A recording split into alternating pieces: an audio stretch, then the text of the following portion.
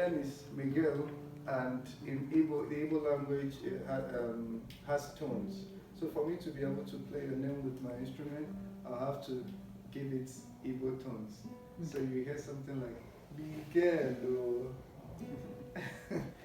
and then so you don't just go out and play Oja for anybody. You play it for either titled men or big masquerades or teachers.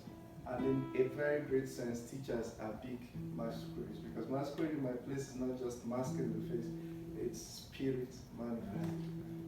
So you hear phrases like Munke Tegete, that's a man worth nine. Nine is a symbolic number in my culture. You hear phrases like Ekenekwange, that is I greet you.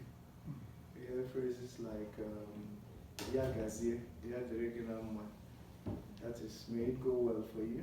You hear phrases like Patakwa Kuriako, may you not lack wealth, and so on.